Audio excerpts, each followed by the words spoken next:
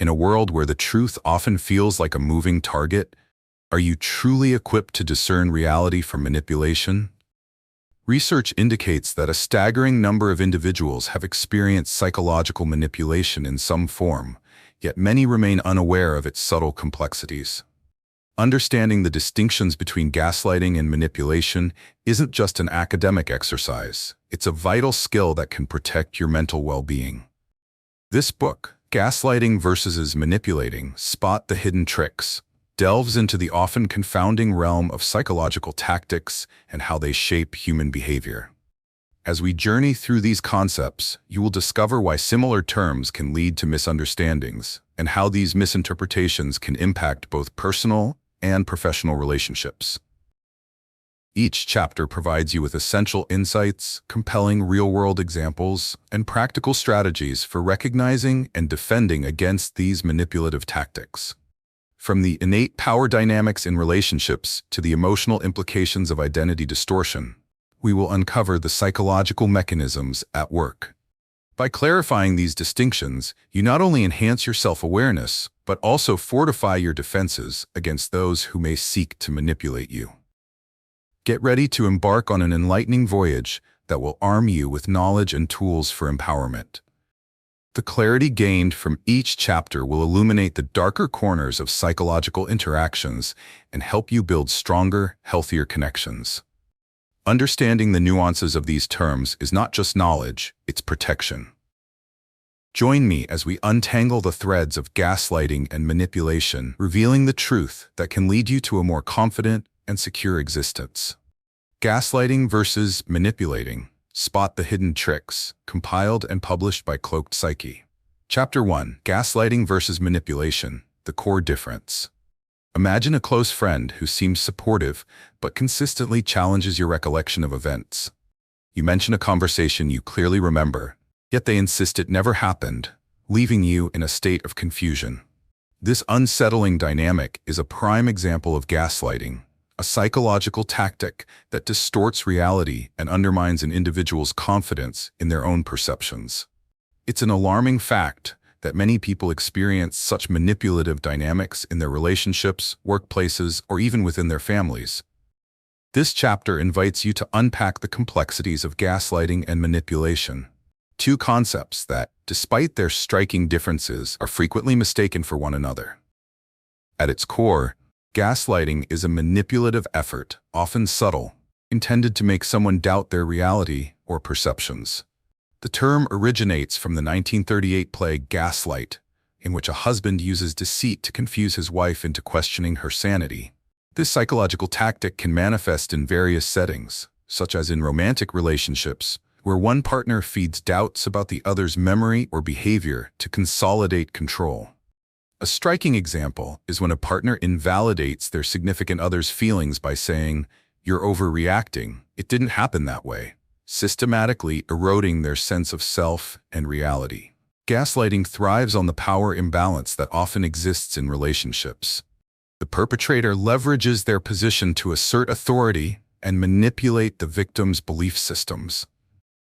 In a workplace scenario, a manager may purposefully fail to acknowledge an employee's contributions, later denying that the contributions were ever made. This creates a chilling atmosphere where the employee begins to doubt their value and competence, transforming their confidence into self-doubt. Such constant undermining can lead to severe emotional consequences, affecting mental health and overall well-being. Understanding gaslighting is crucial, not just for identifying it in others, but for recognizing its potential impact on your own mental state.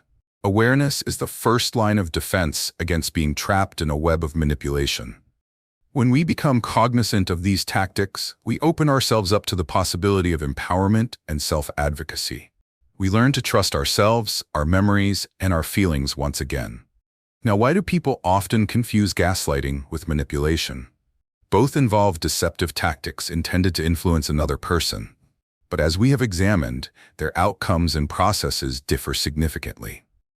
While manipulation may not necessarily involve an emotional component aimed at distorting reality, gaslighting relies heavily on this emotional interplay, specifically targeting the victim's mental health and self-perception. Understanding these intricacies allows for a better grasp of the mechanisms at play and equips you to navigate the often murky waters of interpersonal dynamics. Throughout this journey, I encourage you to reflect on your own experiences and consider how these terms resonate within them. As we move forward, remember that knowledge is power. Equip yourself by subscribing to my channel, Cloaked Psyche, where we delve deeper into these psychological concepts, offering insights that foster self-awareness and resilience. Let's take this journey together, gaining clarity and strength as we expose the hidden tricks of psychological manipulation. As we delve deeper into the world of psychological manipulation, it's essential to understand the intricacies of manipulation itself. Unlike gaslighting, which primarily distorts a person's perception of reality, manipulation encompasses a broader spectrum of tactics aimed at influencing or controlling another individual for personal gain. Manipulators often employ strategies that could range from charm and flattery to deceit and intimidation. Consider a colleague who presents false data during a meeting to convince others of their superior abilities. This kind of manipulation seeks to mislead rather than warp someone's grasp of reality. It's a pursuit of control, where the manipulator attempts to bend situations and people to their will without necessarily impinging on their mental state in a way that gaslighting does. The contrast between these two psychological strategies becomes clearer when we examine specific scenarios. For instance, while a gaslighter might insist that your feelings or reactions are excessive, a manipulator might simply exploit your emotions to achieve their ends. Imagine a friend who frequently asks favors, exploiting your compassion while never returning the gesture. This is manipulation, using your kindness against you without distorting your perception of those interactions. Thus, while both concepts can coexist in toxic relationships, they operate on different wavelengths, with gaslighting specifically aimed at destabilizing your sense of reality, while manipulation focuses on controlling your actions and decisions. To further highlight their distinctions, consider the analogy of a chess game. Gaslighting is akin to a player who moves pieces deceptively, convincing you that you're losing in a way that makes you doubt your judgment about the game. Manipulation, contrastingly, resembles a player who plays aggressively, creating pressure to make you reconsider your moves without necessarily distorting your perception of the board. Acknowledging this analogy can help distinguish the motivations and methods behind these tactics, making it easier to identify them in day-to-day encounters. As you navigate through various relationships, be they personal, professional, or social, being equipped with strategies to shield yourself from these psychological assaults is paramount. Start by honing your self-awareness. Pay attention to how certain exchanges make you feel. Do you walk away from conversations questioning your self-worth or feeling drained? If so, take a moment to reflect on the dynamics at play. Journaling can also be an effective tool for processing these experiences. Write down instances where you feel manipulated or gaslighted, analyzing them for recurring patterns. Moreover, practice assertiveness by establishing clear boundaries. If someone attempts to distort your reality or control your actions, affirm your thoughts and feelings confidently. Phrases like, "I understand your perspective, but I see this differently," empower you to stand your ground without escalating conflict. Remember, it's essential to prioritize your mental health. Surrounding yourself with supportive individuals who respect your boundaries can make all the difference. Throughout this exploration of gaslighting and manipulation, keep in mind that knowledge is your greatest ally. By engaging with these concepts and applying them to your life, you arm yourself against these psychological tactics. Join me in continued exploration as we delve into more insights by subscribing to my channel, Cloaked Psyche, where we aim to unravel the complexities of the human mind and bolster your defenses against manipulation. Having this knowledge at your fingertips can empower you not only to recognize these behaviors in others, but also to cultivate a strong sense of self, ultimately leading to healthier, more fulfilling relationships. Chapter 2: Twisting Reality versus Steering Perception. Imagine sitting in a meeting, presenting an innovative idea you've put countless hours into developing, only for a colleague to dismiss it as too far-fetched, while presenting a similar concept days later as their own. Have you ever found yourself questioning your memory of events as a result of someone else's contradictory recollections? These scenarios highlight two potent psychological strategies that often get confused: twisting reality and steering perception. While both tactics involve manipulating the truth, they operate in different ways and with distinct intentions, which makes understanding their differences crucial for protecting ourselves in our relationships and social interactions. Twisting reality is a method that aims to distort someone's perception of the truth.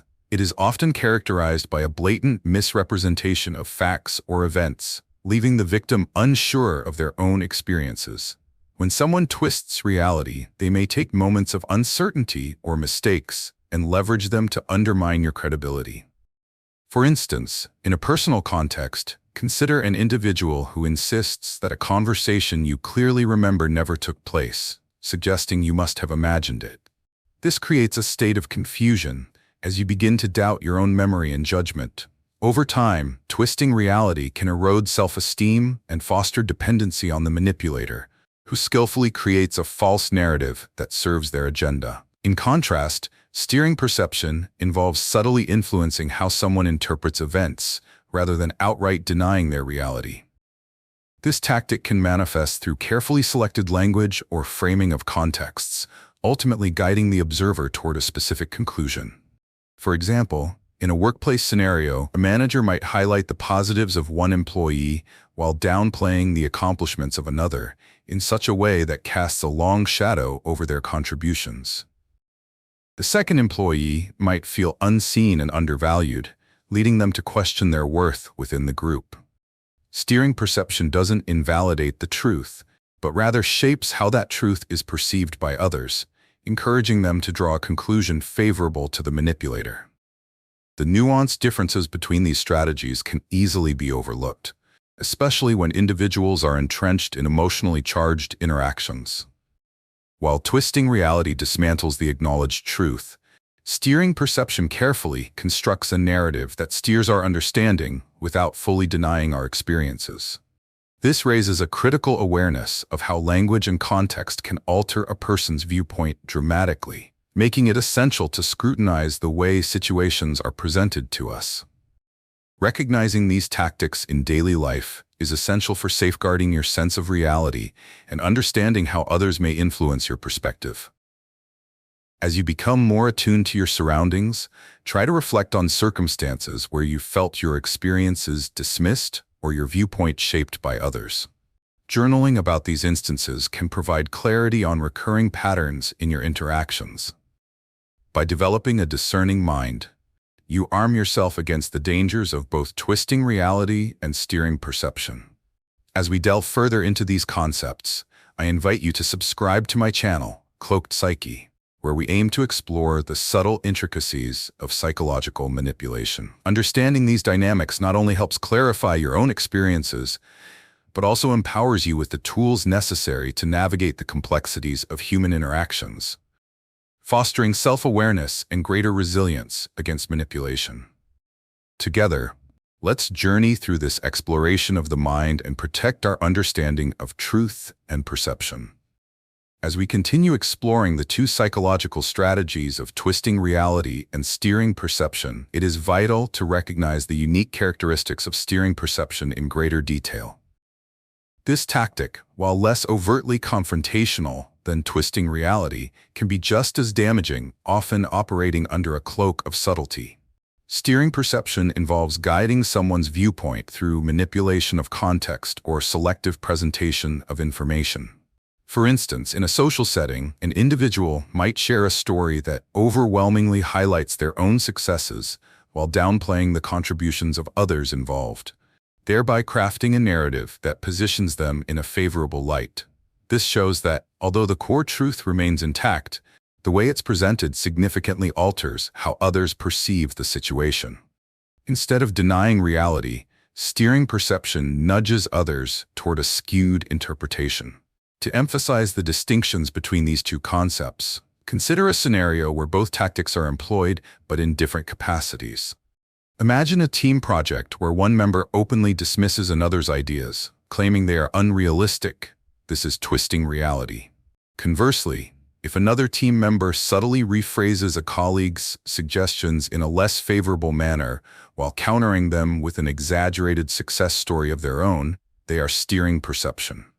Both tactics manipulate the truth, yet one distorts it outright, while the other shapes discussion to elicit a desired outcome without outright lying. This delicate interplay is often what makes these tactics so insidious, as they can blend seamlessly in interpersonal dynamics, leading individuals to overlook the manipulation at play. Understanding these distinctions can be enriched through analogy. Picture a magician performing a trick. While twisting reality is akin to a magician who distracts the audience with flashy movements and misleads them about what they've seen, steering perception is like a skilled illusionist who carefully designs a narrative that guides the audience to perceive the magic in a specific way. Both are manipulating perception, but their methods and the trust they exploit differ. Recognizing which tactic is being used in your life can provide valuable insights into your relationships and social interactions, empowering you to navigate them with greater clarity. To effectively protect yourself from these psychological tactics, practice critical thinking and self-reflection. When engaging in conversations, particularly ones that evoke strong emotions, take a moment to pause. Ask yourself whether you feel certain elements of your experience are being distorted or altered.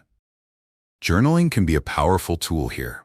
Write down interactions that leave you questioning your emotions or interpretations, and reflect on whether twisting reality or steering perception was at play. Establishing boundaries is also essential. If you sense someone is trying to twist your reality or manipulate your perceptions, calmly asserting your viewpoint can deter manipulation. Moreover, building a solid support network where open dialogue is encouraged can be a fantastic defense against these tactics. Surround yourself with individuals who respect your views and encourage you to trust your instincts. Their input can act as a buffer, helping you recognize when your perceptions may be skewed. As we continue to explore these intricate psychological concepts, I encourage you to subscribe to my channel, Cloaked Psyche, where we unravel the complexities of the human mind. Together, we can enhance our self-awareness, sharpen our defenses against manipulation, and empower our interactions, ultimately leading to healthier and more authentic relationships. Chapter 3: Confusion Tactics versus Control Strategies. Have you ever found yourself in a conversation where the other person seems intent on making you question everything you've said or done? Perhaps it started innocently enough, but soon you're left feeling disoriented, unsure of your own words. This unsettling experience often stems from confusion tactics used by someone who manipulates language and context to create doubt and uncertainty. Such tactics blur the line between reality and perception, making it difficult for individuals to trust their instincts or memories. In contrast, control strategies are the methods employed to maintain dominance over another person, often dictating their thoughts and behaviors through subtle and not so subtle degrees of coercion. While these concepts seem similar at a glance, they represent distinct approaches to manipulation, both of which have lasting impacts on our relationships and interactions. Confusion tactics are designed to disorient and disrupt your ability to think clearly. Often seen in high-stakes discussions, these tactics can range from relentless questioning to deliberately complicating simple answers. Imagine a friend who, when confronted about a small mistake, brings up unrelated past events, weaving a narrative that makes you feel disoriented and defensive. By creating confusion, they distract you from the original issue, thus altering the focus of the conversation.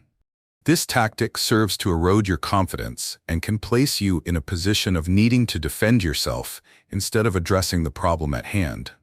In a workplace environment, a superior employing these tactics might bombard you with questions that shift with every answer you provide, leaving you hesitant and grasping for the right response, while putting your competence into question.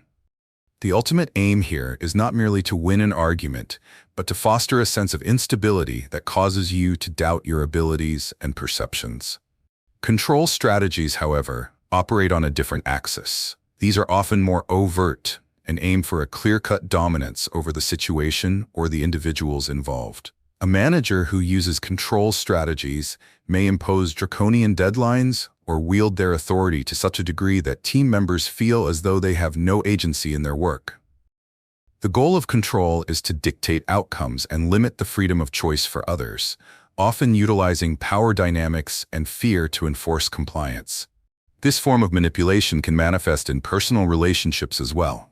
For example, by employing guilt or emotional blackmail to ensure the other person behaves in a specific way that benefits the manipulator. Such actions, while they may seem effective in the short term, can create an atmosphere of oppression that can severely damage trust and loyalty over time. Understanding the differences between these tactics is essential for fostering healthier relationships and navigating our interactions more effectively. Confusion tactics create an environment of doubt that sows discord, while control strategies establish a hierarchy that undermines the autonomy of others. Both can significantly impact personal and professional relationships, but their effects and methods of operation differ. As you reflect on your own experiences, consider how confusion and control have played roles in your interactions. Taking the time to journal about specific instances can help you identify patterns and understand how these tactics affected your emotions and decisions. As we continue this examination of psychological manipulation, I urge you to subscribe to my channel, Cloaked Psyche, where we delve deeper into these critical concepts. Together, we will enhance our understanding of human behavior, empowering ourselves to recognize and effectively counter manipulation in all its forms. Knowledge is a powerful tool, and by fostering awareness of these tactics, we pave the way for healthier, more authentic connections with those around us. As we delve deeper into the concept of control strategies, it's essential to grasp its distinctive characteristics compared to confusion tactics. Control strategies are characterized by their coercive nature. They seek to dominate a situation or individual, often enforcing compliance through emotional or psychological pressure.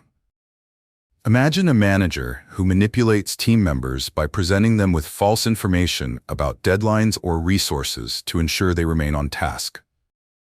This type of control can create an environment that stifles collaboration and fosters resentment among colleagues, ultimately eroding morale and productivity. Unlike confusion tactics, which aim to sow doubt and uncertainty, control strategies establish clear power dynamics that can lead to feelings of helplessness and frustration. To illustrate the distinction further, consider a personal relationship where one partner employs confusion tactics during arguments. They may respond to straightforward questions with vague or contradictory answers, making their partner feel bewildered and defensive. In contrast, the same partner might also use control strategies by manipulating situations to ensure they always come out on top, such as making all the decisions and restricting their partner's choices. The confusion created in the former interaction contrasts sharply with the overt control exerted in the latter, highlighting that these two tactics can coexist but serve different psychological purposes. When it comes to differentiating between confusion tactics and control strategies, understanding their underlying motivations is key. Confusion tactics function by destabilizing an individual's confidence and ability to reason clearly, while control strategies emphasize authority and dominance. A common misconception is that all manipulative behaviors stem from personal insecurity. While this may be true for some, others may derive a sense of empowerment from controlling others through coercive measures. This distinction allows those experiencing manipulation to identify the nature of the tactics at play, leading to more effective responses. To reinforce this understanding, consider the analogy of a puppet master versus a juggler. The puppet master, employing control strategies, pulls the strings of their puppets, dictating every movement and outcome. Conversely, the juggler, relying on confusion tactics, creates an atmosphere of uncertainty and distraction, causing the audience to focus on the dynamic movements of the balls rather than the juggler's intentions. Both require skillful manipulation, yet their methods and effects diverge profoundly. In practical terms, recognizing and countering these tactics requires vigilance and self-reflection. Start by paying attention to your interactions. When you feel uncertain or overwhelmed, ask yourself whether the other person is intentionally sowing confusion or attempting to control the narrative or situation. Maintaining an emotional journal can be particularly beneficial. Record moments when you sense manipulation or feel pressured. Reflect on those experiences to identify patterns, ensuring you're not just reacting, but actively analyzing. Moreover, establish firm personal boundaries. Communicate clearly when someone crosses the line, asserting your right to make decisions and express your thoughts without undue influence. Surround yourself with supportive individuals who encourage open dialogue. A healthy environment fosters resilience against manipulation. As we continue to explore these psychological intricacies, I encourage you to subscribe to my channel, Cloaked Psyche, where we delve deeper into these concepts. By broadening our understanding of confusion tactics and control strategies, we empower ourselves to navigate relationships more effectively, ultimately leading to enhanced clarity and authenticity. With awareness as your ally, you can recognize these patterns in your daily life, fostering healthier connections and a greater sense of agency. Chapter 4. Denying truth versus shaping narratives. Have you ever had a conversation where, despite presenting clear evidence, the other person blatantly denies the truth of what you are saying? Imagine discussing a shared experience with a friend, only to be met with a dismissive wave and a firm, "That never happened." Such moments can send you spiraling into confusion and self-doubt, leaving you questioning your memory and perceptions. This behavior exemplifies the psychological tactics of denying truth and shaping narratives, two concepts that, although often conflated, serve distinct purposes in interpersonal dynamics. Understanding these differences can empower you to reclaim your reality and bolster your confidence in interactions. Denial of truth is a tactic that involves outright rejecting established facts or reality. This can happen in various contexts, such as personal relationships, where one partner may refuse to acknowledge a mistake or an event that caused emotional distress. For instance, during an argument, one of you might refer to a past incident, only to have the other insist that it never happened, or that you are exaggerating. This denial can create a powerful emotional impact, leading the victim to doubt their own experiences and memories. In work environments, denial of truth can manifest when a manager neglects to recognize issues raised by employees, insisting that productivity remains seamless despite visible discomfort and inefficiency among the team. This can foster an atmosphere of frustration and disillusionment, as employees feel their concerns are unworthy of acknowledgement. On the other hand, shaping narratives involves creating a version of events that serves a particular agenda, even if that version strays from the accepted truth. This tactic manipulates the context to direct how others interpret situations and can be just as powerful in disorienting those involved. For example, consider a colleague who spins a story in a meeting, emphasizing their own contributions while neglecting to mention the collective efforts of the group. By shaping the narrative in this way, they manipulate perceptions of the team's successes and obscure the reality of shared effort, leading others to view them as the standout performer. This misrepresentation can skew professional dynamics, leading to unhealthy competition and resentment. The confusion between denying truth and shaping narratives often stems from an overlap in their effects. Both tactics manipulate perception and can lead individuals to feel uncertain about their perceptions. While denial of truth focuses on outright rejection of established facts, shaping narratives crafts a more self-serving version of reality. A useful analogy to illustrate this distinction is to consider a sculptor versus a painter.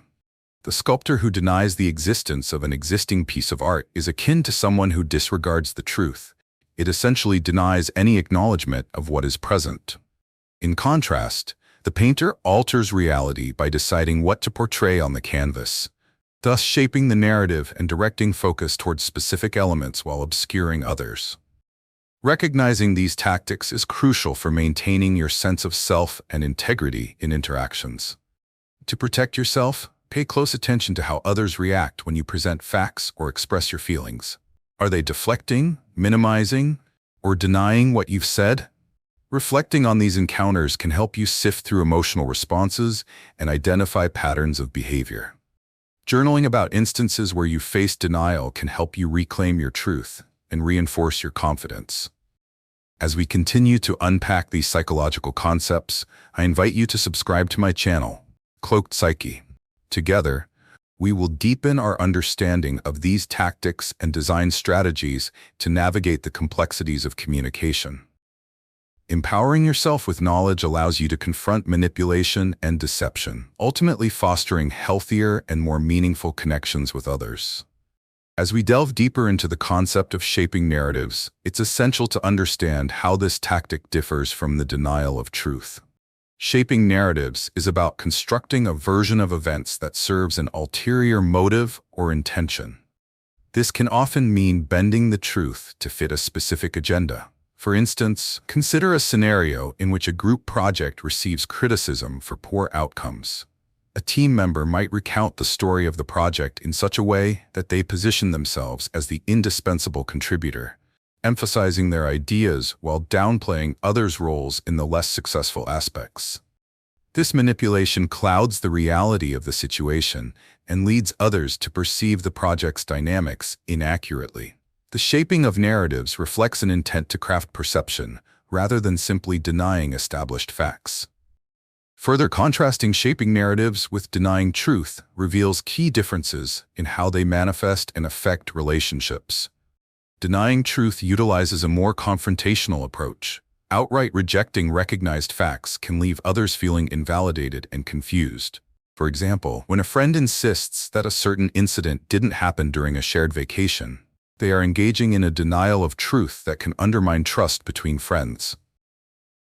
In contrast, shaping narratives is more about selective storytelling and recontextualization, creating a version of events that frames an individual in a favorable light while excluding crucial details. For instance, in a work environment, a manager might discuss a failed project and highlight data that supports their department's success, while omitting any responsibility or acknowledgement of collaborative flaws. This serves as a strategic method to manipulate perception while maintaining the facade of accountability. While both tactics seek to manipulate perception, their mechanisms and intended impacts differ profoundly. A notable misconception surrounding these strategies is that they may be perceived as merely lying. However, lying typically calls upon the act of creating a falsehood outright, whereas denial of truth and shaping narratives often involve bending existing truths to suit personal interests. In this way, someone can mislead without telling a blatant lie, which can complicate the process of identifying manipulation. A fitting analogy to distinguish between these tactics is that of a film director versus a reporter.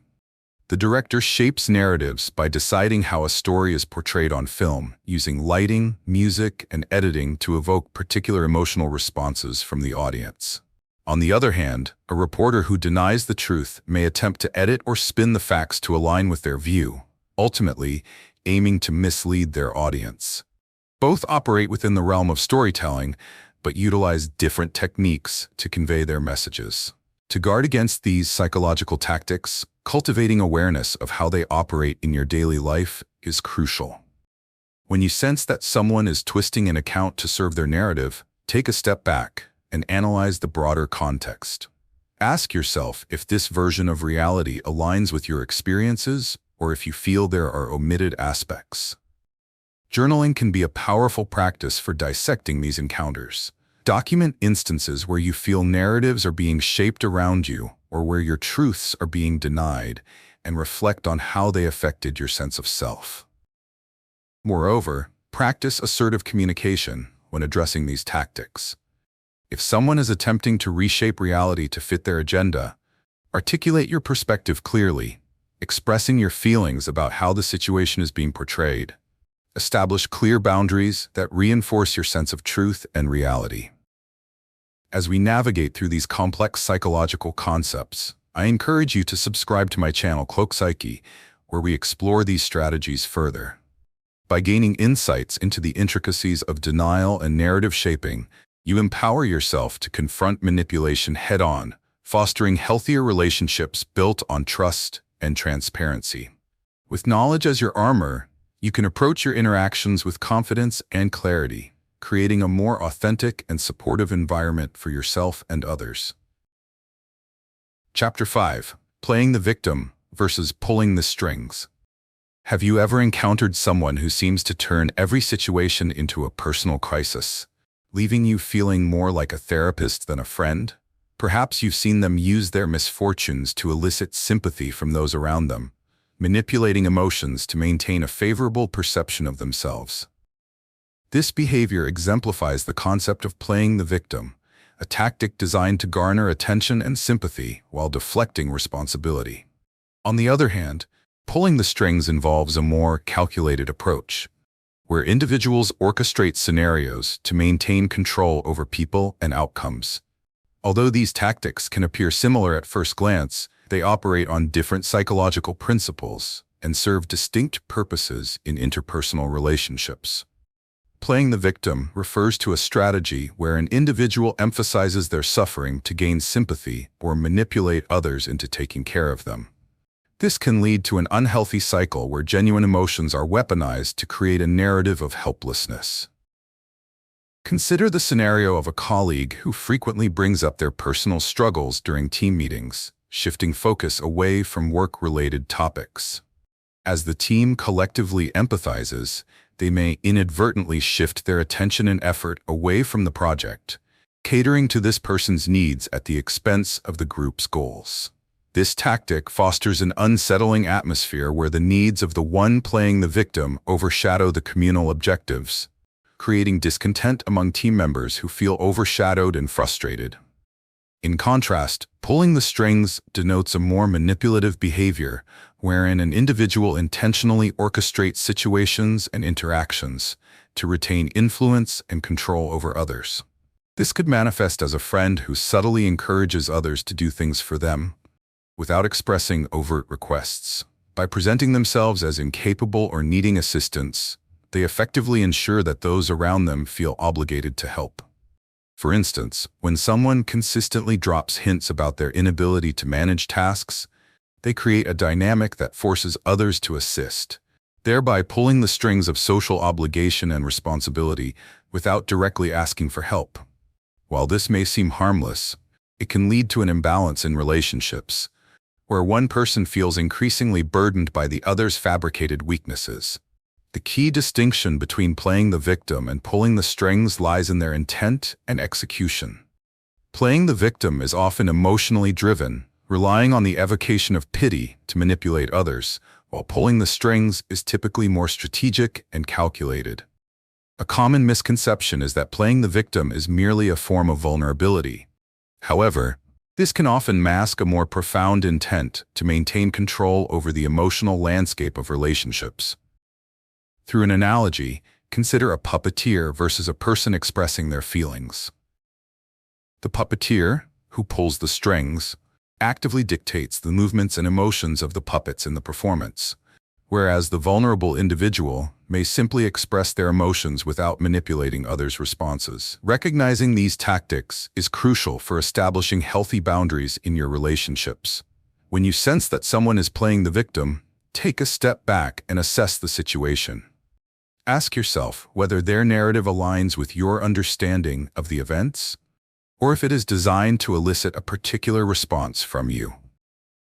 To further understand your feelings, keep a journal that captures your thoughts on these interactions. Reflect on moments where you may have felt obligated to care for someone at the expense of your well-being. Moreover, when faced with individuals who pull the strings, practice assertiveness. Communicate your limits clearly and kindly. If you find that you consistently feel compelled to assist someone who seems to need help, evaluate whether this is a genuine request or a manipulation of your empathy. As we journey further into these psychological concepts, I encourage you to subscribe to my channel, Cloaked Psyche, where we delve deeper into the intricacies of human behavior. By understanding these tactics, you'll empower yourself with the tools necessary to navigate your interpersonal dynamics confidently, ensuring healthier relationships anchored in mutual respect and understanding. Knowledge can be your greatest ally. Let's arm ourselves with this understanding as we face the complexities of our social interactions. As we continue our examination of the concept of pulling the strings, it's essential to recognize how it distinctly contrasts with playing the victim. Pulling the strings is a calculated approach that revolves around manipulation and control. It involves orchestrating interactions and situations to ensure that the manipulator retains influence over others. A telling example of this can be found in the workplace, where a colleague may frequently pretend to be overwhelmed by their workload while subtly guiding others to carry their burdens, all while maintaining an appearance of competence. This individual knows how to leverage their perceived incapacity, prompting colleagues to step in and help, effectively managing the dynamics of responsibility without direct requests. In contrast, playing the victim relies on evoking sympathy and emotional response from others, often by emphasizing personal suffering or hardship. For instance, a friend may continuously highlight their misfortunes in life, seeking pity and support. While they may genuinely feel distressed, this behavior can lead others to feel obligated to provide emotional support, thus obscuring the actions that may have led to their current situation. The core difference lies in intent. Pulling the strings operates from a place of strategic manipulation, while playing the victim taps into genuine emotions, albeit with a tendency to exploit them. The nuances between these two psychological strategies are significant. While both can disrupt healthy relationships, the emotional fallout manifests differently. Playing the victim can create an environment of guilt and obligation, wherein friends or colleagues feel compelled to assist without addressing their own needs. Conversely, pulling the strings fosters an imbalance of power, where the puppet master thrives at the expense of others' effort, often leading to resentment over time. A common misconception is that these behaviors are merely harmless expressions of vulnerability. However, both tactics can be corrosive to interpersonal dynamics, leading to distrust and emotional fatigue. To emphasize these differences further, think of a theater production where two actors portray opposing roles. The one playing the victim takes the stage with a heartfelt sob story, drawing the audience into their plight in hopes of garnering sympathy. On the other hand, the puppeteer-like actor, through deft manipulation, commands the focus of the audience, dictating how they perceive the performance and who deserves the spotlight. Each actor seeks to influence the audience, but their methods and intentions diverge dramatically. Recognizing these tactics requires acute awareness of interpersonal interactions. Start by evaluating your feelings during conversations. Do you often leave discussions feeling drained by someone else's emotional burdens? Or do you sense that you are being manipulated into providing assistance? Engaging in self-reflection can help you understand your emotions and the dynamics at play. Keeping a journal may help you process experiences with those who play the victim or pull the strings, allowing you to identify patterns and consider your responses. When faced with individuals who exhibit these behaviors, establish clear boundaries. If you find yourself continually accommodating someone's sob story, gently redirect the conversation to include practical solutions or assert your own needs. Reflect on the balance in your interactions. Communicate openly if you feel your contributions are being taken for granted. As we explore these psychological tactics further, I encourage you to subscribe to my channel, Cloaked Psyche, where we will uncover more insights into human behavior. By empowering yourself with an understanding of how playing the victim and pulling the strings influence interpersonal dynamics, you can foster relationships that are healthier and based on mutual respect. Equip yourself with this knowledge and navigate your interactions with clarity, confidence, and compassion for yourself and others. Chapter 6: Emotional Erosion versus Psychological Influence. Have you ever felt as though your emotions were being drained by someone, leaving you feeling exhausted and disconnected? Consider this scenario. You engage in a conversation with a friend who shares their constant troubles and anxieties, and the next thing you know, you leave the interaction feeling more burdened than uplifted. This pervasive sense of emotional exhaustion is a clear example of emotional erosion, a psychological strategy where someone systematically depletes your emotional resources. On the other hand, psychological influence operates on a different level, focusing on the artful techniques of persuading or shaping the perceptions and behaviors of others without necessarily leading to such a drain. While both tactics can leave a profound impact on relationships, their distinctions lie in their methods and outcomes. Emotional erosion refers to the gradual depletion of one's emotional energy, typically resulting from continuous engagement with someone who might inadvertently or deliberately draw on your empathy and care to the point of diminishing your emotional resilience. This can manifest in various scenarios, such as a close friend whose ongoing struggles with negativity wear you down over time. Each time you listen to their woes, you may be left feeling mentally fatigued, as if you've invested so much energy in supporting them that it takes a toll on your own emotional health. For example, consider a situation in the workplace where a coworker constantly brings their emotional baggage into team meetings, distracting from productive discussions and overwhelming colleagues with their needs.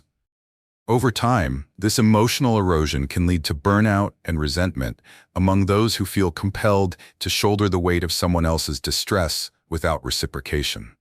In contrast, psychological influence revolves around the ability to sway thoughts, opinions, and behaviors through various techniques, often without the overt emotional toll that emotional erosion takes. This influence can manifest in both positive and negative contexts, depending on the intent behind it. For instance, a charismatic leader may effectively inspire their team through motivational speeches, creating a shared vision that galvanizes everyone to work toward a common goal. However, on the flip side, psychological influence can also be employed manipulatively. A salesperson, for example, might use persuasive tactics to highlight only the benefits of a product while downplaying its drawbacks, thereby influencing a consumer's decision without their full awareness of the implications.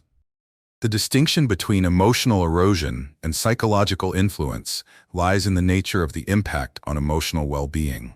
Emotional erosion often results from relational imbalances, where one individual consistently relies on another for emotional sustenance, draining the other's capacity to engage positively.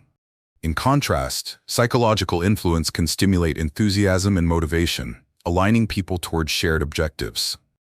A common misconception is that emotional erosion is merely a facet of friendship. However, it crosses into unhealthy dependency if one person continually requires support at the expense of the other's emotional health. To better illustrate these concepts, think of a sponge and a faucet.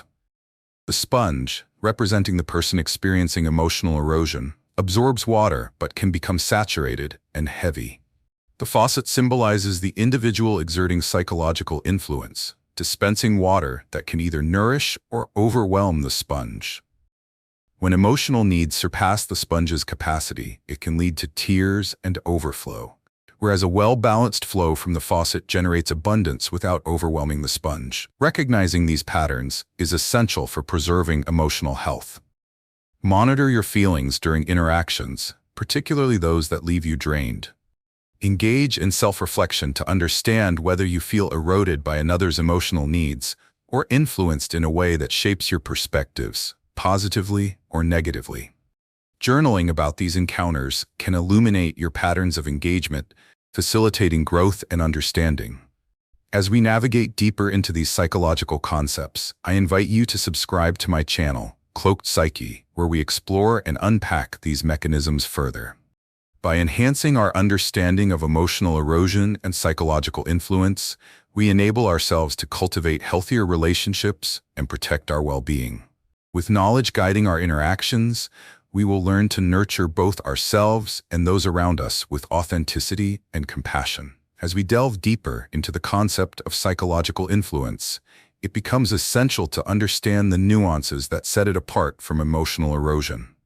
Psychological influence entails the ability to shape others' perceptions, thoughts, or behaviors through various techniques and strategies, often without depleting their emotional energy.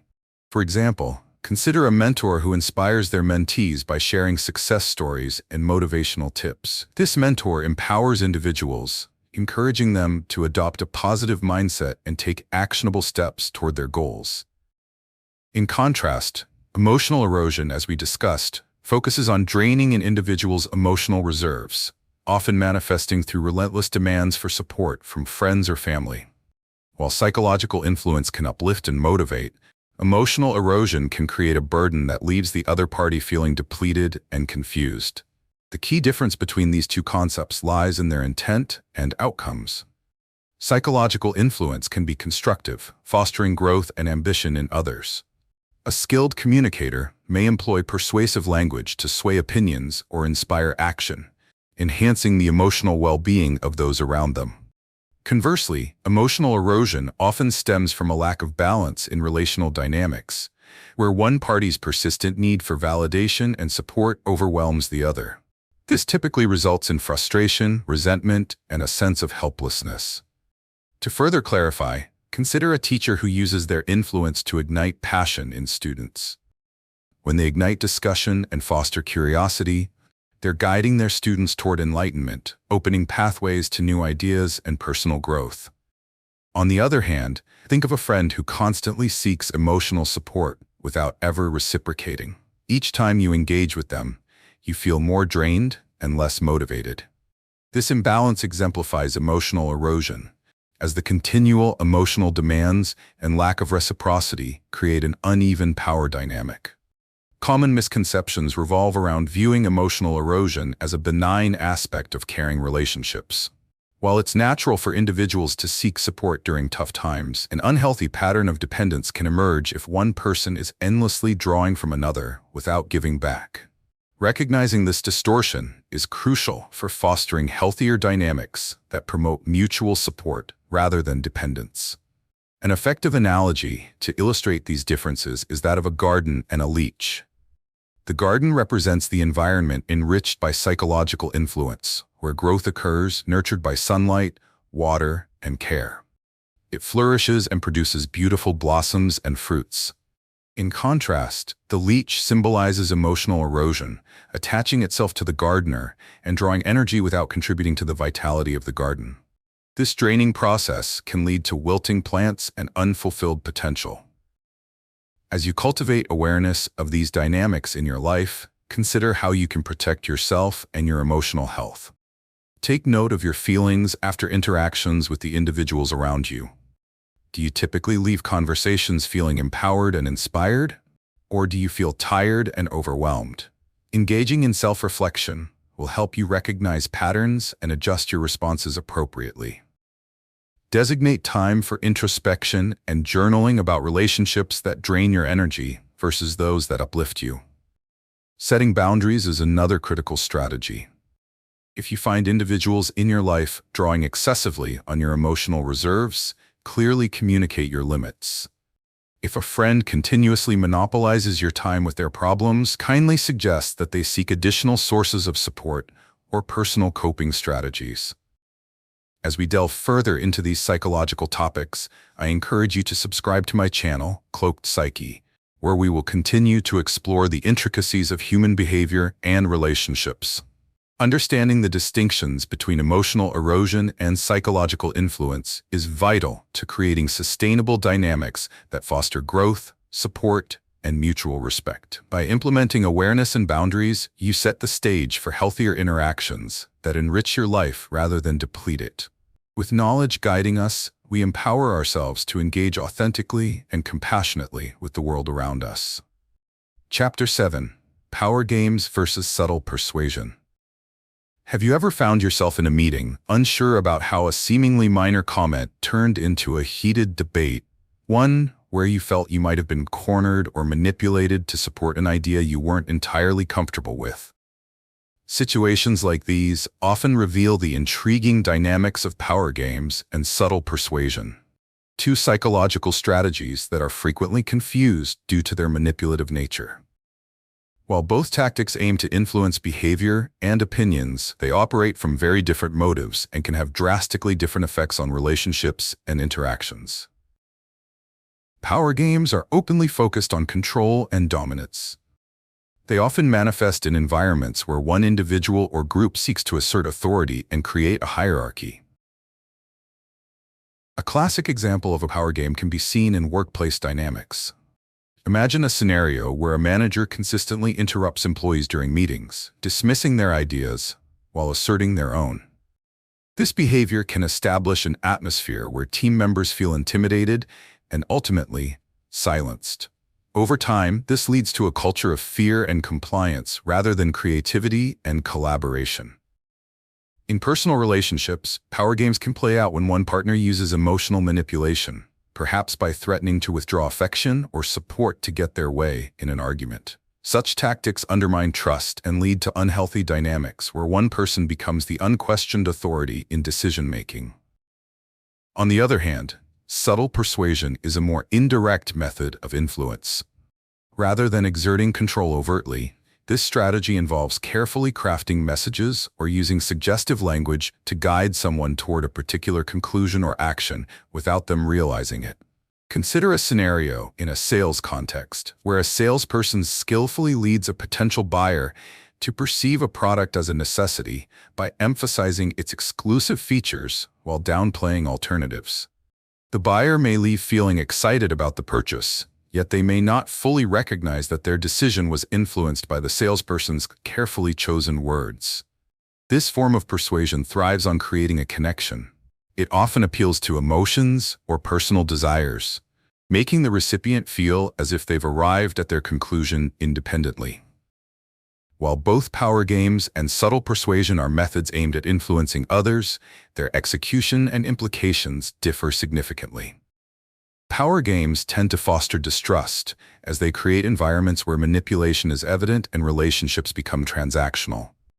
On the contrary, subtle persuasion aims to foster connection, albeit it can still obscure honest communication. A common misconception is that subtle persuasion is inherently ethical. While it can be used constructively, it can also mislead. For instance, politicians often utilize subtle persuasion techniques to sway public opinion, framing their narratives in ways that resonate emotionally while often leaving out critical facts. To solidify this distinction, think about a chess game versus a conversation. In chess, where power games are at play, each move is calculated for dominance. The player takes control and aims to defeat their opponent outright. In contrast, a conversation steeped in subtle persuasion resembles a dance, where partners move in harmony, each step carefully considered to elicit a guiding vision rather than forcefully dictate direction. Recognizing when power games or subtle persuasion are occurring in your life is essential for protecting your interests and fostering healthy relationships. Pay attention to how you feel in various interactions. Do you sense a need to conform or agree to avoid conflict, or do you feel genuinely inspired by the ideas being presented? Self-reflection can be a powerful tool. Maintaining a journal of interactions may help you identify patterns of manipulation, whether subtle or overt. As we continue exploring these nuanced psychological strategies, I encourage you to subscribe to my channel, Cloaked Psyche, where we delve deeper into understanding the complexities of human interaction. By arming yourself with knowledge about power games and subtle persuasion, you empower yourself to engage in more authentic and balanced relationships, ensuring your voice is respected and your perspective valued.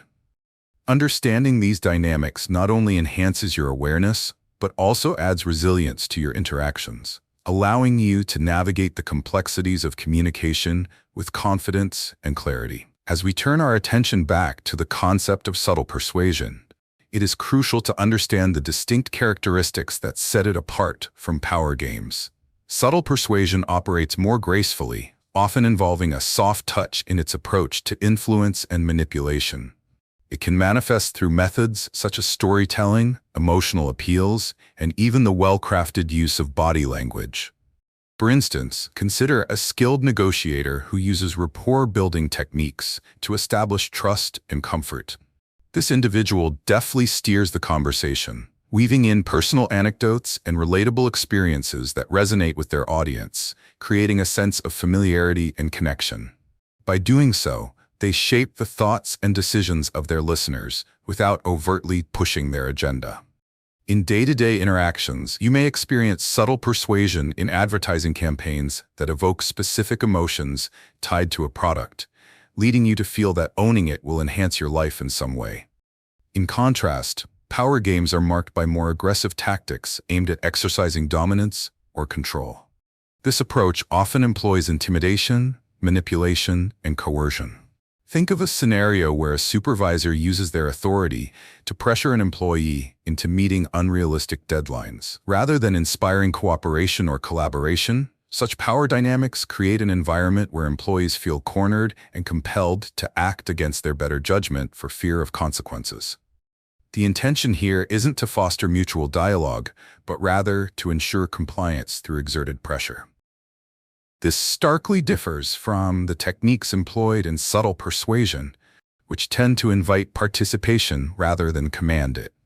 To clarify their differences further, let's consider a sports coach compared to a general leading troops into battle.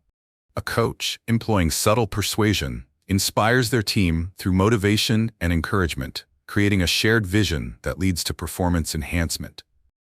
In contrast, a general might use power games, instilling fear to ensure soldiers follow orders without question, relying on strict discipline rather than a shared sense of purpose. Both operate in leadership roles, but achieve their goals through vastly different methods and impacts.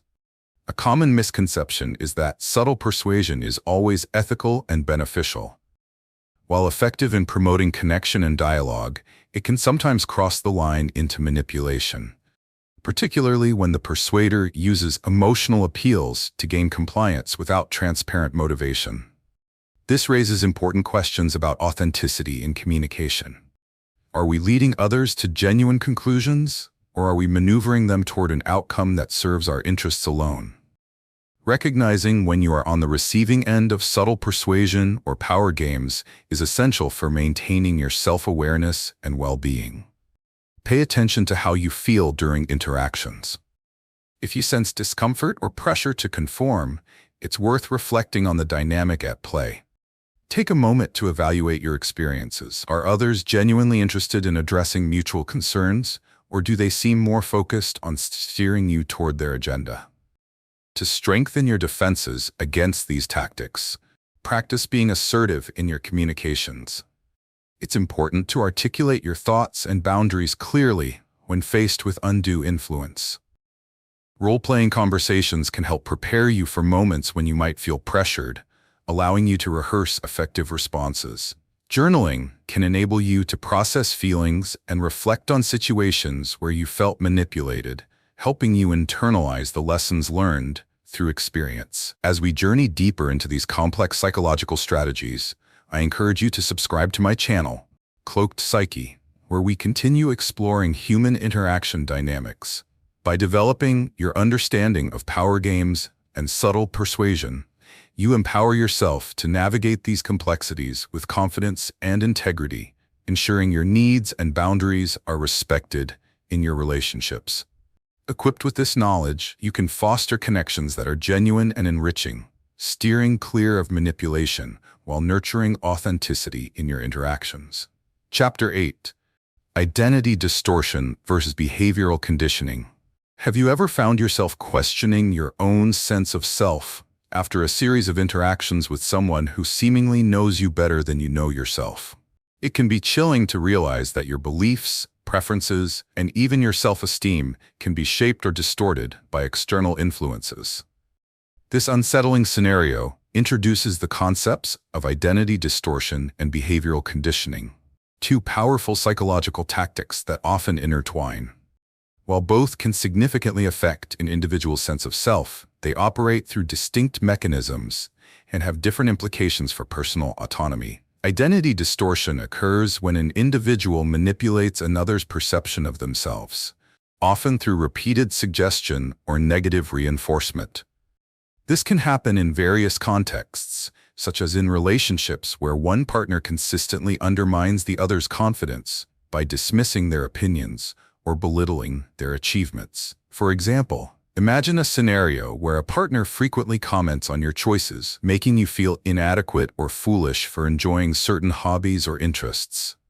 Over time, these comments can lead you to internalize their negative appraisal, distorting your sense of identity and making you question your passions and self-worth.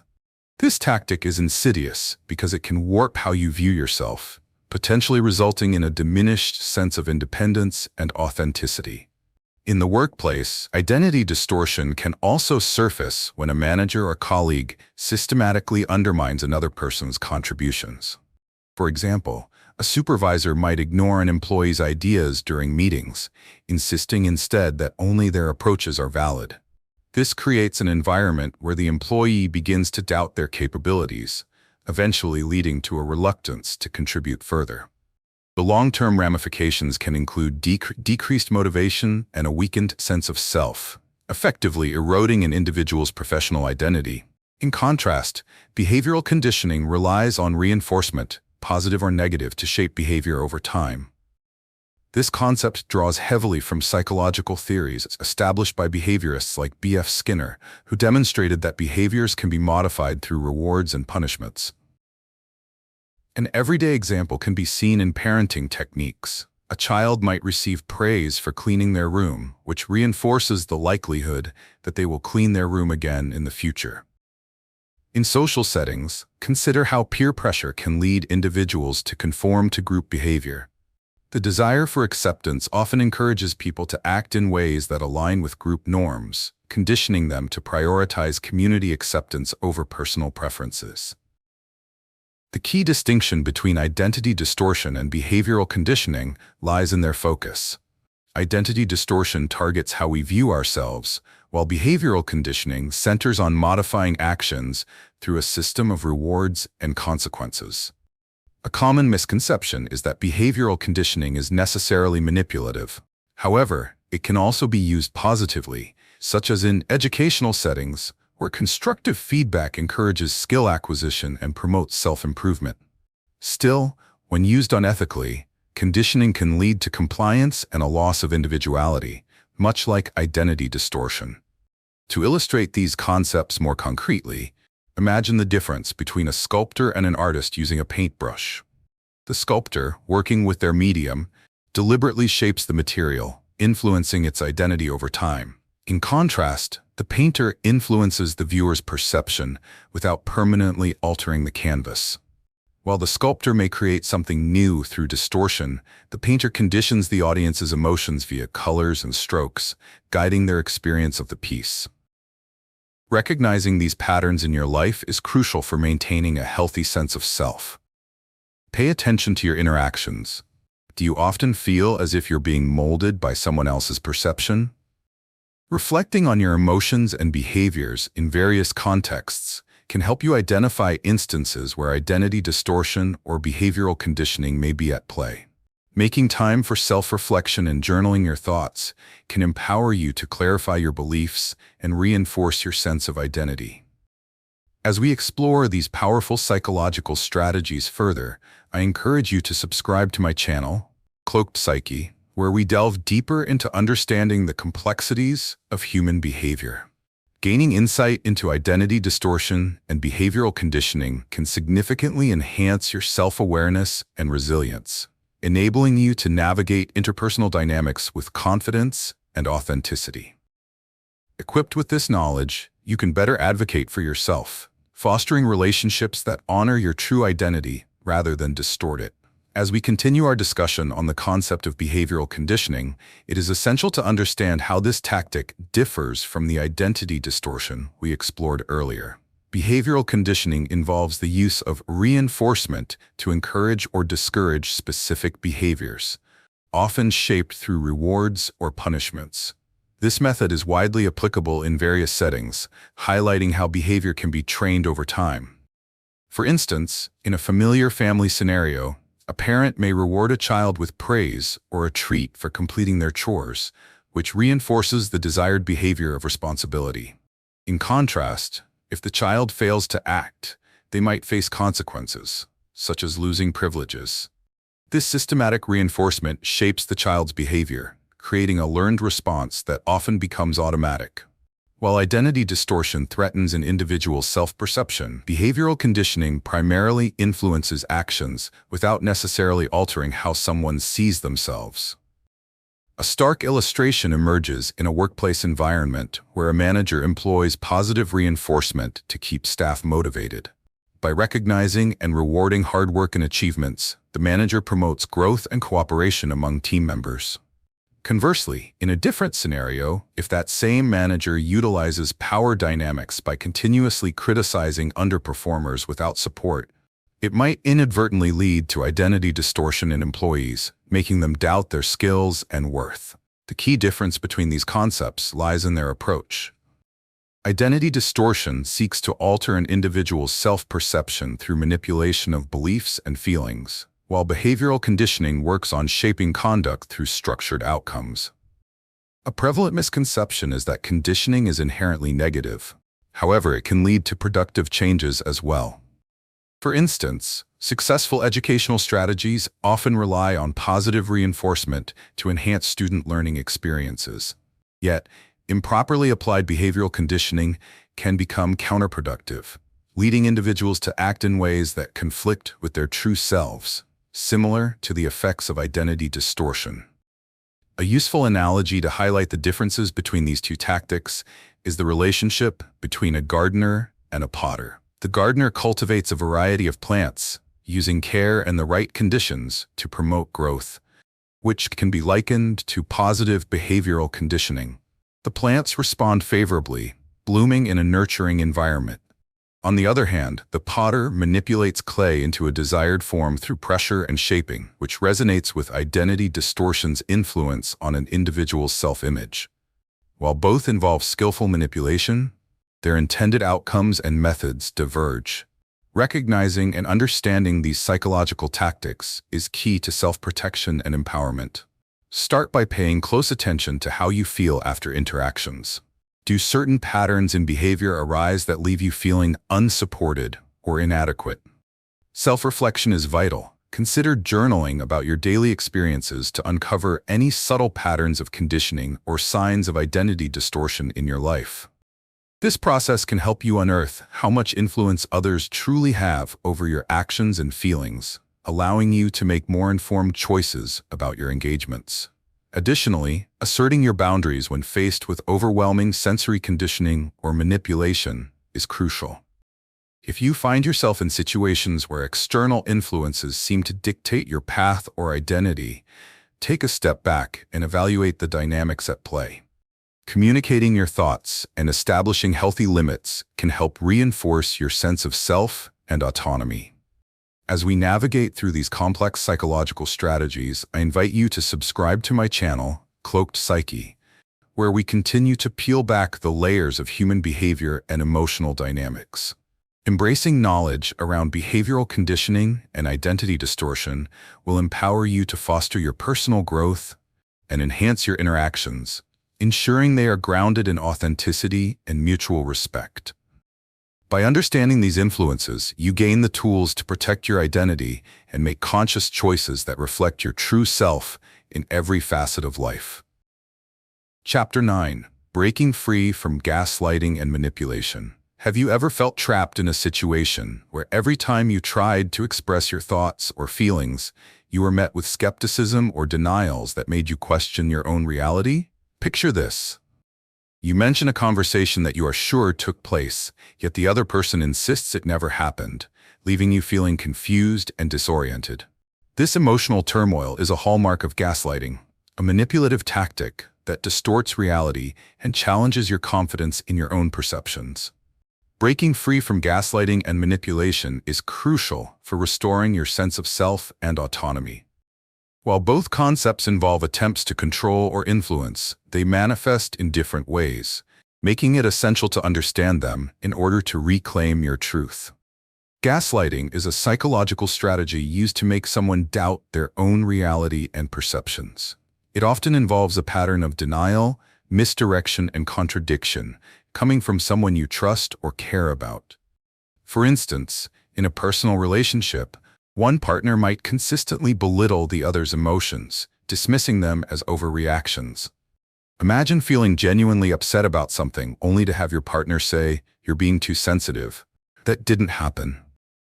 This kind of behavior can erode the victim's self-esteem, causing them to question their feelings, memories, and ultimately their identity. The aim of gaslighting is not just to deny a single truth, but to create a narrative where the victim feels powerless and dependent on the manipulator's version of reality. In contrast, manipulation encompasses a broader range of tactics designed to influence another person's behavior or feelings for the manipulator's gain. This could mean using deceit, flattery, or emotional pressure to achieve a desired outcome. For instance, consider a workplace scenario where a colleague spread rumors to undermine another's credibility. By controlling the narrative around a project, the manipulator secures their own position while diminishing the contributions of others. Manipulation, unlike gaslighting, might not directly involve altering someone's perceptions of reality, but instead uses deception as a tool to influence actions. Understanding the distinctions between gaslighting and manipulation is crucial for recognizing their signs and protecting yourself. A common misconception is that gaslighting is merely an extreme form of manipulation, yet the key difference lies in the goal. Gaslighting seeks to distort reality and dependency, while manipulation generally aims at achieving personal advantage through influence. To illustrate these concepts further, imagine a puppet show. The gaslighter is like a puppet master who pulls the strings, making the puppets dance to a tune of their design, reshaping reality as the audience watches. The manipulator, however, is more akin to a skilled actor who uses charm and wit to distract the audience, leading them toward a specific idea or action without outright denying facts. Both parties exert influence, but the nature of their control and the outcomes differ. As you navigate relationships that may include gaslighting or manipulation, the first step to breaking free is to recognize the signs. Pay attention to your feelings during interactions. Do you often leave conversations feeling confused or invalidated? Engage in self-reflection. Keeping a journal can help clarify your thoughts and feelings, providing a space for processing the emotional impact of these dynamics. Establish clear boundaries with those who repeatedly undermine your experience or manipulate your feelings. Simply stating your perspective firmly can be empowering. For instance, responding to gaslighting with phrases like, "I remember this differently," helps reclaim your truth. Surround yourself with supportive individuals who validate your experiences and reinforce the belief that you deserve to be heard and respected. Lastly, I encourage you to subscribe to my channel, Cloaked Psyche, where we explore the intricacies of human behavior and delve deeper into messaging around gaslighting and manipulation. Understanding these complexities allows you to develop greater self-awareness and take actionable steps toward reclaiming your identity and truth. Through knowledge and resilience, you can break free from manipulative influences and cultivate healthier relationships built on authenticity and mutual respect. As we delve further into the complexities of gaslighting, it's essential to understand how this psychological tactic creates a profound impact on individuals. While gaslighting emphasizes distorting another person's perception of reality, the concept of breaking free from it entails reclaiming personal power and establishing firm boundaries. This journey is not merely about recognizing the manipulation, but actively taking steps to ensure that the experiences don't continue to shape your self-esteem and outlook. Breaking free means shifting from a state of confusion and dependence to one of clarity and autonomy, which is an empowering process. One way to fully understand gaslighting is to view it through the lens of relational dynamics. Consider a relationship in which one partner consistently undermines the other's feelings and experiences. For example, if one person regularly dismisses their partner's concerns as overreactions or exaggerations, they create an environment where the victim begins to doubt their own perceptions. Over time, this tactic can lead to significant emotional distress, making it difficult for the victim to trust their instincts. Reflect on how such manipulation can erode self-worth and contribute to a cycle of dependency on the manipulator for validation. Recognizing these patterns is crucial for those affected, as it sets the stage for reclaiming one's identity. Breaking free involves a multifaceted approach that focuses on both self-awareness and establishing support systems. The critical first step in this journey is to validate your experiences. Keep in mind that your feelings, memories, and perspectives are valid, regardless of what someone may try to make you believe. Trust yourself and practice affirmations that reinforce your autonomy, such as stating, "I know my feelings matter," or "my perspective is important." Quietly repeating these phrases can cultivate resilience and self-affirmation, allowing you to see beyond the fog created by gaslighting. Additionally, having a solid support network can be a lifeline in the process of breaking free. Surround yourself with individuals who affirm your experiences and provide encouragement. When you share your thoughts or feelings with empathic friends or family members, their validation can serve as an anchor in a world that may have previously felt misleading and unstable. Conversations with trusted individuals can provide you with perspective, allowing you to navigate the complexities of your situation with more confidence. Understanding the difference between gaslighting and manipulation is pivotal in untangling these dynamics. While both can leave a person feeling disoriented, manipulation often encompasses a broader range of tactics aimed at influencing behavior or thoughts, whereas gaslighting is specifically targeted at eroding personal reality. A common misconception is that gaslighting is merely a form of emotional abuse. However, it is important to recognize that it can happen in various forms and contexts outside of overtly abusive relationships. Misunderstandings about its prevalence can make it difficult to recognize when someone is distorting your reality. To illustrate this concept, think of a jigsaw puzzle. When someone engages in gaslighting, they remove pieces of the puzzle that represent your reality, making it challenging to see the full picture clearly. In contrast, manipulation may rearrange the pieces of the puzzle, convincing you that you should focus on a different section entirely. Both actions disrupt the integrity of your puzzle, though in distinct manners. As you work toward breaking free of gaslighting and manipulation, it is essential to take proactive steps in your daily life. Reflect on your interactions regularly. Are you feeling supported or drained? Consider journaling about these feelings to identify patterns in your relationships. Engage in self-care practices that nurture your emotional and mental well-being. Activities like mindfulness, meditation, or pursuing hobbies can help restore your sense of self and personal identity outside the influence of others. As we delve deeper into this crucial topic, I encourage you to subscribe to my channel, Cloaked Psyche, where we continue to explore the intricacies of psychological manipulation. By empowering yourself through knowledge and practical strategies, you can reclaim your reality and foster healthier, more authentic relationships built on trust and respect. Understanding gaslighting and manipulation will equip you with the tools needed to navigate your interactions thoughtfully, ensuring your voice and experiences are recognized and valued. Chapter 10: Rebuilding Trust. Spot, resist, and heal. Have you ever found yourself looking over your shoulder, questioning every word or action from those around you, as a lingering sense of mistrust looms over your relationships?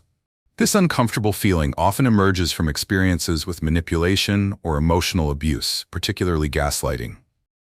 The path to rebuilding trust can be daunting, yet it is not only possible but essential for restoring one's sense of self and emotional well-being. Understanding the nuances of trust, how it is formed, and the impact of past experiences can illuminate the journey toward healing. Trust, at its core, is the foundation of healthy relationships. It is built through consistent actions, clear communication, and a mutual understanding that fosters connection and security. However, when trust is broken, whether through betrayal, manipulation, or gaslighting, the impact can ripple through not just one relationship, but every interaction you encounter. Therefore, the process of rebuilding trust involves addressing the underlying wounds and recognizing the patterns that led to feelings of betrayal or confusion. Let's consider an example that illustrates this process. Imagine a close friendship where one individual consistently shares secrets and sensitive information with others, creating feelings of vulnerability and exposure for the other. Over time, the betrayed person might develop a reluctance to trust not just their friend, but extends that skepticism to new relationships. Each interaction could be clouded by the fear of repeating a painful experience, making it difficult to engage fully. This scenario highlights how trust erosion can lead to protective mechanisms that, while intended to keep one safe, ironically often create barriers to deeper connections. Healing begins by acknowledging the loss of trust and understanding the emotions tied to that experience. Recognizing feelings of anger, sadness, or anxiety as a natural response to betrayal is an important step in reclaiming one's emotional balance. This awareness is fundamental in the rebuilding process. It allows individuals to confront past experiences without allowing them to dictate future interactions or choices.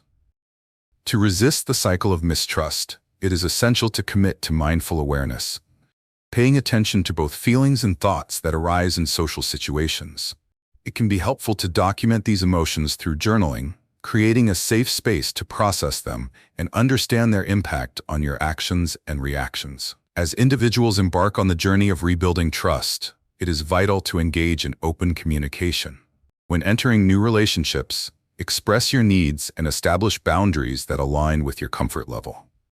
This proactive strategy fosters a sense of security, setting an expectation that future interactions will be rooted in respect and understanding.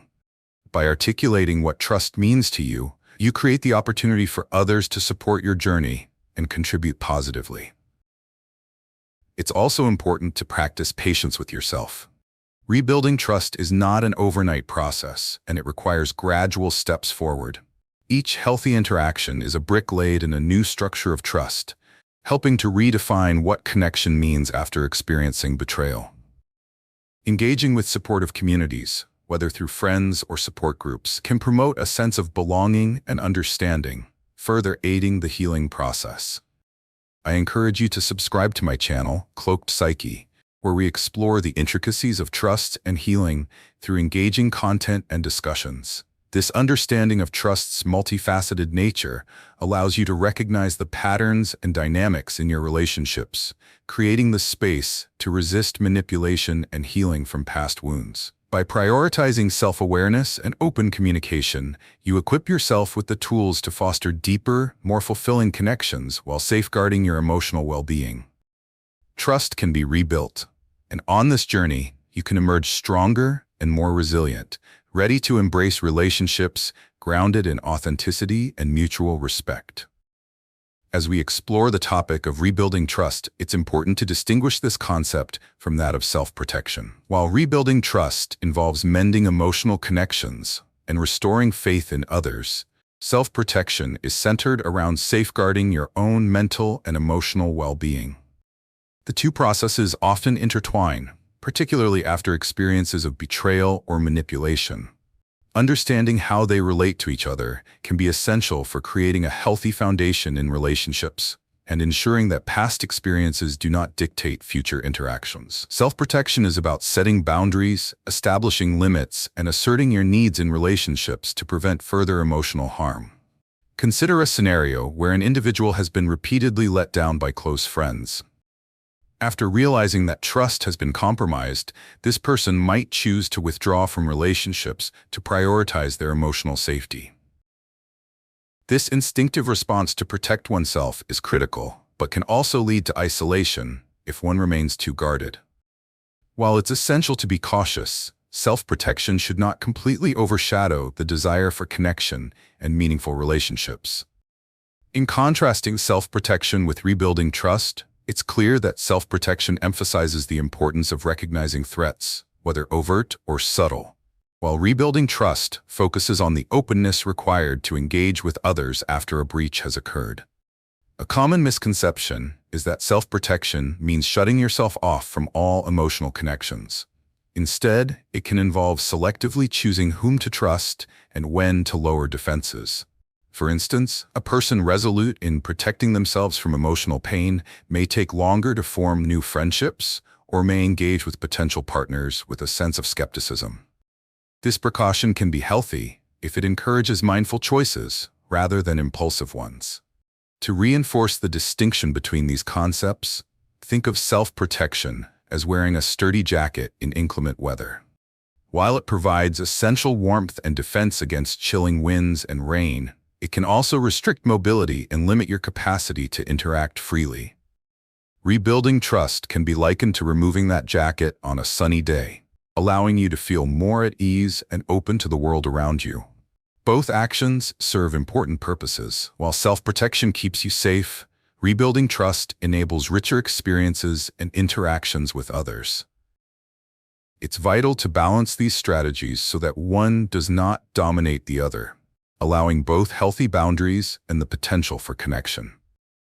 As you embark on the journey of rebuilding your trust while maintaining self-protection, There are practical steps you can take to ensure you navigate these dynamics effectively. Start by defining what boundaries mean for you.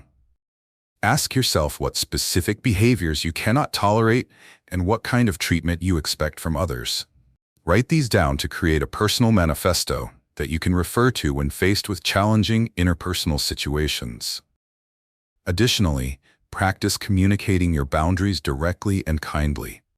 Sharing your feelings with friends and family and being explicit about what is acceptable will encourage understanding and respect in the relationships you hold dear. Engaging in self-reflection is another empowering strategy. After interactions, particularly those that feel uncomfortable, take a moment to assess how you felt. Were you able to express your needs? Did the other person respect your boundaries? Journaling about these experiences can provide valuable insights, helping you to better understand your needs and the dynamics at play. As we conclude this exploration of trust and self-protection, I encourage you to subscribe to my channel, Cloaked Psyche, where we continue to delve into the complexities of human behavior and relationships. Gaining insights into these concepts will empower you in your quest for healthier interactions, ensuring that past experiences inform your judgments without hindering your potential for connection. By actively employing strategies for self-protection, while remaining open to rebuilding trust, you cultivate relationships that honor your true self and foster resilience in the face of challenges. With this knowledge, you are well equipped to navigate the intricate landscape of human relationships, finding balance and authenticity in your connections.